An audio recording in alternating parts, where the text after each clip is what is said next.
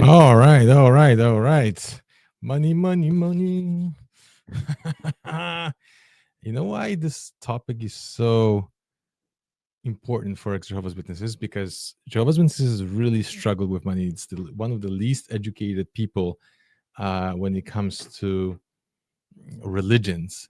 And I am so happy that finally, they changed the rules and they said you can go educate yourself. That doesn't mean education will automatically help you, but it will definitely increase the chances of helping you. Why am I saying this? Because I know so many, especially in the States, where education is extremely expensive. People chose education that didn't really give them much, but they end up with a huge debt. And it's a debt that you cannot go bankrupt from. It's a debt that sometimes lingers for many, many years. And a lot of times they got a job that is completely unrelated to the study that they have done. So when you choose your education, please do your research. Not just the research that the university or college gives you, but the best research you can do is first find out what is that you want, what kind of a job that you're seeking after. And the second one, find somebody who's already doing this job. If you don't know anybody, then go to the business where they're actually doing this work and talk to the people who are doing the work that you want to do. Talk to them. Ask them about their lifestyle. Ask them what they had to do in order to get where they are. Ask them everything. And now with AI, you can ask a lot more questions that you can find the answers very quickly. But talk to people who already have the lifestyle that you want. Because I tell you, many people do not realize what it takes to become that person. That's one. And second, even if they know what it takes to become that person, they don't know what kind of a lifestyle these people have. So that is what is a challenge for ex-Jehovah's Witnesses also, because they leave and now they're like, okay, listen, what am I going to do? What's my next step? Right? Now I got all this time. Previously, I had to go door to door. I had to go to all the meetings. I had to go to the service. I have extra time. My evenings are long now. I can sit and educate myself through YouTube. I can educate myself through reading some books, or I can just simply waste my time entertaining myself and complain about how Jehovah's Witnesses stole my time when I was young. Well, what is that we're doing with our time now? Are we still wasting it? Go check your phone, how many hours you're spending on it. It has a meter, it will tell you. And then you tell me who took more of your time, Jehovah's Witnesses or your phone, your social media. Because chances are most of people, average people, actually spend more time on social media entertaining themselves than we ever did going door to door or sacrificing the time for Jehovah's Witnesses. So please focus now on your life. What is it that you want to do? And because of this, because of all those challenges, we created a little, like a seminar, like I would say webinar more than anything else. And the webinar is going to happen this weekend. So if you can, please join us. Go to feartofreedom.ca. I'm going to show you in a second. Hold on one second. Share your screen, window, boom. If you go to this website, and it's feartofreedom.ca, not .com.ca. I'm Canadian. You're going to find out about this ExJW Professional Virtual Conference. So we have few people who are speakers, and we will discuss basically what it takes to become financially independent, financially free. What does it mean? Why is that so important to plan? Because chances are majority of us didn't plan. A lot of us believe that we're never going to die. We're never going to retire. We're going to live in paradise. Jehovah's going to take care of us. We're going to have such a beautiful life. We will never get old in the system of things. Now, those beliefs are gone. Now reality kicks in. And now you got to realize, hey, you know what? I have to plan for my future. I can't rely on anybody else. I can't rely on Jehovah or organization or even the government. The government, unfortunately, is doing a lot of things to benefit themselves, not the average person. So You got to think about how I want to live at 10 years from now, 15, 20. How do I want to live in my retirement? That is key to plan your life the way you want to live. Because if you don't have a plan for your life, guess what? Somebody else has a plan for your life, and they're going to use their plan and they're going to use you to implement their dreams. So please join us. We're going to talk about 3M's. Okay. We're going to talk 3M's. What are the 3M's? Basically, the 3M's. Here's a little bit bio about each speaker, what they're going to talk about. But we're going to talk about 3M's. The number 1M is motive. Motive. Without motive, believe me, no matter how good of a strategy you have, how good of opportunity you have, you're going to blow your money away, and you're going to say, oh, it wasn't the right time. I wasn't the right age. I didn't have the right education. My parents didn't do, something for me, or the religion hurt me. I heard all the excuses. And believe me, for a person who came from Poland with a little bag of summer clothes, came to Canada and started with basically nothing and delivering flyers door to door, selling t-shirts on the street and flowers on the street as well, and doing like the least paying jobs at the beginning, starting from scratch. I know that at the beginning could be tough. But if you have the right motive, if you have something that drives you, something that pulls you towards your goal, not something that, a stick behind and says, oh, you got to get up to work, otherwise who's going to pay the bills?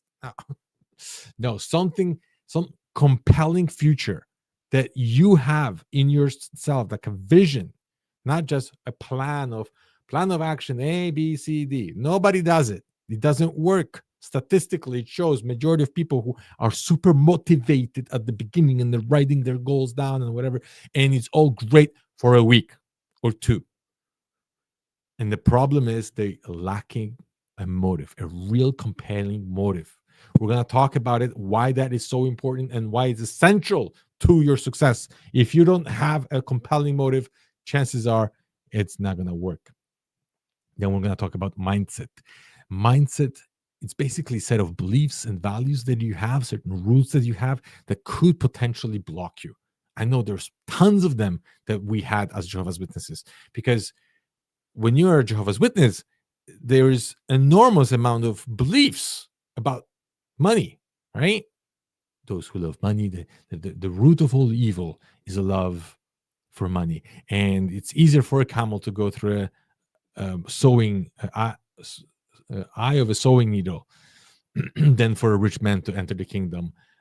Or the rich people stab themselves with many pains. There's so many limiting beliefs that control our mind, that stop us from growing, that are still there. Some of them unconsciously just repeat it over and over and over again. When you go door to door to door to door, and then you hear no and no and no and no and no, it programs your mind that nobody will listen to you. After a while, you want people not to listen to you. You want people to say, I'm not interested. You want people not to be home or pretend that they're not home, so you don't have to talk to them. You enjoy the fact that they're rejecting you. You're accepting the rejection. You're happy with rejection, and you're not happy with acceptance. You may be afraid of it because you didn't read the magazine that you're offering. And that programs your mind, programs your mindset that you're happy with people rejecting you and you're not comfortable with acceptance. How do you think you're going to progress from this? Unless somebody will sit with you and tell you, here's a problem, here is how you can break it, here's how you can replace it with something better. Okay? If you don't do it consciously, you can live for the rest of your life with a whole bunch of beliefs that will block you and stop you and will sabotage all your success. How many of you did 2-3 steps forward and you're like, oh yeah, I see progress, and all of a sudden, forget it. I'm back to self-sabotage again, and I'm just destroying my future, and I'm starting again. And you push yourself, and you do 90% of what you were planning, and the last 10% you're like, I'm gonna start something else, and then you start something else. You got to finish a project, but let me clean the fridge, and you just go and clean the fridge. Let me organize this desk, and you go organize the desk instead of finishing what you're supposed to. There are subconscious beliefs that you still have, subconscious values that are in conflict, that are preventing you from your success. Unless you become aware of them, there is nothing that you can do, no strategy that will help you. Okay. Because you will self sabotage it every single time and you will not even know why. It's because you will always reward it for being poor, because you were always criticized for being rich. And believe me, JWs are not the only ones. You watch most of the movies, you'll see the rich guy is always an asshole, and the poor guy is always a hero. And the rich guy is always trying to screw everybody up, and he's always evil because he wants money. And the guy who doesn't care about money and cares about people is always the hero. And he programs our mind. Because we think, oh, if I'm going to be rich, I'm going to be like that asshole. I'm going to be like that guy that everybody points out fingers that is using others for his own good. So we got to break free from those things. Otherwise, no matter how much effort you put in, you're gonna get screwed. And the last one, we're going to talk about mechanics. And mechanics is basically your strategy for success. And if you don't have a strategy, you can have a great mindset. You can have a really compelling reason to succeed. But if you're running towards sunset and you're hoping to see sunrise, your strategy will not work for you very well. You got to have a strategy that works for you and a strategy that blocks basically your emotions, because we're all emotional creatures. And then we might think about, oh, this is a great investment and we're going to put money in it. And the investment is going to go down. And then you're going to be like, I can't lose this money. This is too much. I'm bleeding. And you're going to sell it. And the moment you sell it, the next day, the investment is going to go up.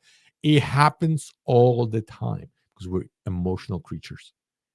And you got to have a strategy that protects you from you. If you don't, then you're going to be an emotional investor. Most emotional investors get wiped out. So we're going to talk about, first of all, why it's so important to invest, how to protect yourself from losses, and all those things. So please don't miss this event. It's an amazing event. It's this Saturday. It's only 5 days left at this point. Okay. You got all the speakers here. We're going to discuss this. There is nothing like it. There is nothing like it out there. Majority of ex-Jehovah's Witnesses who are running YouTube channels, you know what they do? They talk about Jehovah's Witnesses. They talk about the doctrines. They talk about what is wrong with latest broadcast or a watchtower. And I get that. That's super important because thanks to them, many people wake up. But what after? What do you do after? When you wake up, you realize, I don't want to be part of this religion, but I'm freaking alone. I'm broke. I don't know what to do next. I don't know what is my next step. What am I supposed to do? And you lost. Oh, I'm free. Great. But I'm suicidal. Well, that's not freedom. Freedom comes when you own your life. Freedom comes when you live on your terms. And when you're constantly looking, can I afford this? I can't. That's not freedom. It means you're constantly working for money. Money never works for you. The moment you learn how to manipulate money so somebody else does not manipulate you for their gain, then you're going to manipulate money, make money your slave, not your master. You're going to make money your slave, and the money will work for you. That's what we want to teach you. And there's nothing else out there. I have never found anybody else teaching this. Spread this, because it really pains me to see how many people struggle and they're not willing to invest their time. And you know what? We're doing this for free. We got to be crazy. I know. We're doing this for free. Join us. We'll talk about yes, it's basic. We're not going to be able to cover all the aspects because obviously it's going to be just a few hours. But the basics you got to grasp at first. And there is no other program out there that teaches ex-Jehovah's Witnesses how to overcome their fears, their challenges, their blocks, mental blocks, and how to create a strategy that works for them. There is nothing there, nothing out there that you can find. So please join us. I hope that you're going to find something very interesting for yourself. You're going to learn something new, and you'll be able to also share it with others. We will have a section for question and answers, and Aubrey will be our main organizer. And she has to work on the title. I don't know if she came out with the title yet, but she will definitely give it to us when we join. So you got 5 days, 18 hours, 26 minutes, and 47 seconds in order to join us.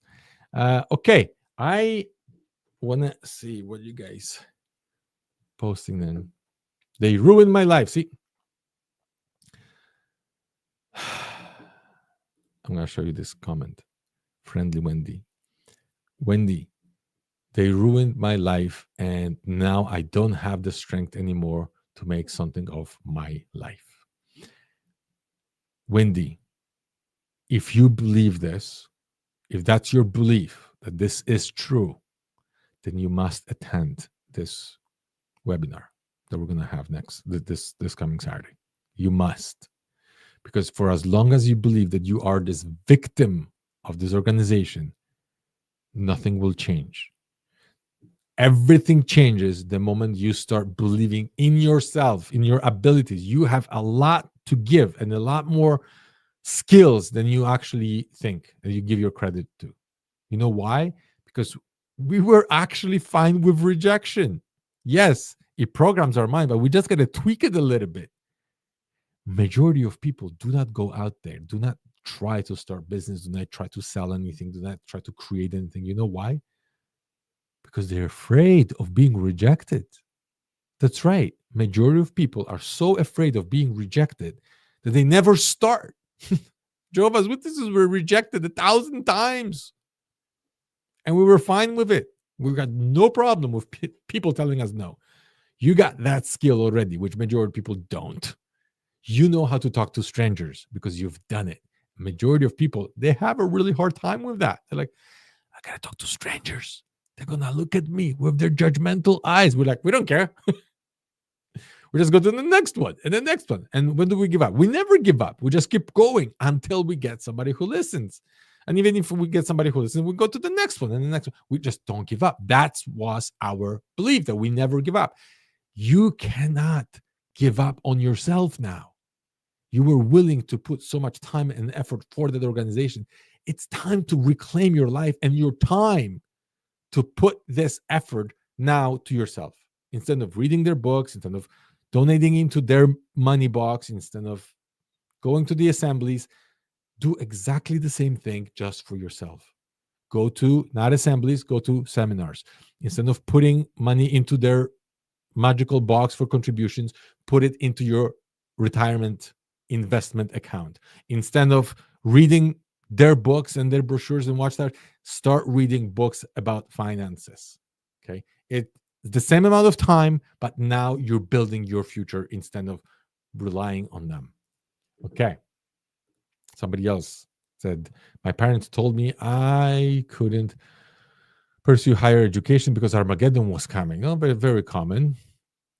That was 30 years ago. Meanwhile, I focused on raising my 4 kids. Thank God I married a worldly man. Woohoo! Friendly Wendy, you have made a good choice when it comes to your marriage. I hope he's taking care of you and the kids very well. Congratulations that you had the courage. You had the courage to do this, and you should be proud. Okay. Not too many people are watching me. There's only 4 people at this point. But if you have any questions or if you want to join me, oh my gosh, I have never shared the link how to join with my webinar. Hold on.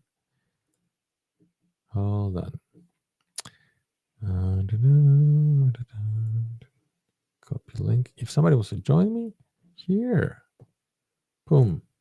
Here's the link. Or you could call me. Yeah, call me on WhatsApp and I'll be happy to discuss it. In the meantime, I'll just keep talking. What can I talk about? Okay, I'll talk about this finances, because what truly made my life different, like it turned my life around, was a moment when I realized that what the organization, not individual Jehovah's Witnesses, what the organization is doing and what the organization is telling you to do are 2 different things. So the organization would promote you to not invest in real estate, not invest in stocks, bonds, and all those things, because Like somebody said over here, the end is just around the corner. Don't educate yourself. Don't invest in your future. It doesn't make sense. What makes sense for them is they invest. They invest all the time. They don't rent places for Kingdom Halls, do they? Even if there's one congregation and they're meeting there twice a week for just 2-3 hours, it doesn't matter. They had to own the land, build it with volunteers, and then later on sell it with a profit. That is a magic formula for them to build their wealth. But ourselves, majority of people are renting. They don't own their own home. They don't own investments. They don't try to flip properties. Why? Because we were just relying on Jehovah and we're supposed to be busy going door to door. But that's not what the organization was doing. Majority of people at the very top, they actually don't spend much time in service. But what they do is they constantly buying properties, renovating them, and then flipping them for a profit. It's one of the greatest investment out there, especially if you can do it with volunteers. Oh, man. And then what they would do is they would go to the congregations, and now you owe us money. You have to pay this mortgage. And then people were paying their mortgage for a year, 2, 15, 20 years mortgage. The mortgage was paid off finally at the end. And they said, okay, you don't have a mortgage. Now you just have payments. That's crazy. So they got rid of everybody's mortgages, but they kept everybody's payments for the mortgages. Now go figure that out. And I think majority of the congregations would have been better to get a mortgage from a bank than from a Watchtower, but that's a different story. But what I saw is how they manipulate things in order for them to benefit from it. And I said, you know what? I'm just going to do the same. I'm going to do exactly the same what they do, not what they're telling us to do, because if I do what they're telling us to do, I'll just end up on the government support. But if I do what they're telling me, what they're doing, then I'll end up where they are. And that's exactly what I started doing. I bought my first home, complete ruin, rebuild it, divide into sections, rent it, two units. I lived in one.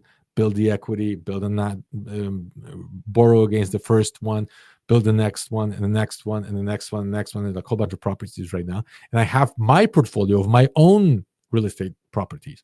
At the same time, I wanted to learn. I heard that they're investing in stocks. And I'm like, if they're investing in stocks, why can't I? See, as a congregation, we were not allowed to invest in stocks. So if we collected money from the contribution box, we could only put, if we had any money, in GICs, in Canada, at least GICs, which I believe in the States is CDs. It's an investment account that gives you a fixed return. You cannot lose neither the money nor the interest. So you can lock in the money, let's say for 3 months, 6 months, a year, or whatever. And then after that period of time, they'll give you the money back plus the interest, and it's guaranteed. A GIC is called guaranteed investment. So that's what a congregation was allowed to do.